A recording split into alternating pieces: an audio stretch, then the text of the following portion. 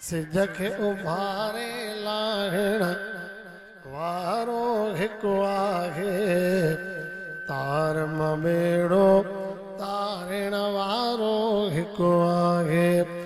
सिज खे उभारे लाहिण वारो हिकु आहे, तार ममेड़ो तारिण वारो हिकु आहे।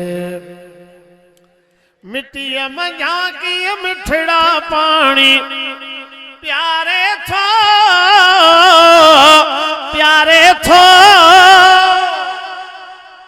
सुना सुभान अल्लाह त कयो न। मिट्टीअ मंझां कीअं मिठड़ा पाणी प्यारे थो, पाणीअ ते धरती बिहारण वारो हिकु आहे, तार ममेड़ो तारिण वारो हिकु आहे। सिज खे उभारे लाहिण वारो हिकु आहे, तार ममेड़ो तारिण वारो हिकु आहे।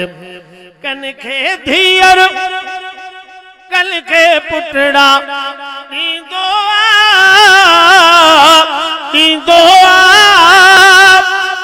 कन खे धीअर कल के पुटड़ा ॾींदो कन खे बचन लाइ सिकाइण वारो हिकु आहे, तार ममेड़ो तारिण वारो हिकु आहे। सिज खे उभारे लाहिण वारो हिकु आहे, तार ममेड़ो तारिण वारो हिकु आहे। ऐबदार असा बदकार असा तब खाराए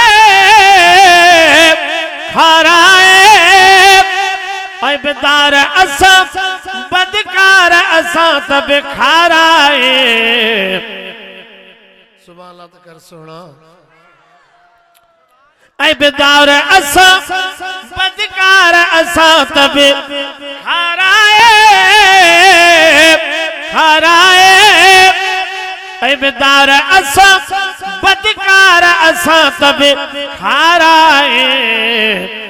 हर दिल जी उम्मीद पुॼाइण वारो हिकु आहे, तार ममेड़ो तारिण वारो हिकु आहे। जरन जे अंदर जीतण खे भी ईंदो जरन जे अंदर जीतल के भी ॾींदो पूरी दुनिया के पालण वारो हिकु आहे, और ममेड़ो तारिण वारो हिकु आहे।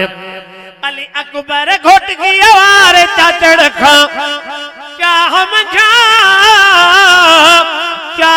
जा अली अकबर घोट किया वारे चढ़ खां क्या हम जा हाथी हमद लिखाइण वारो हिकु आहे, और ममेड़ो तारिण वारो हिकु आहे।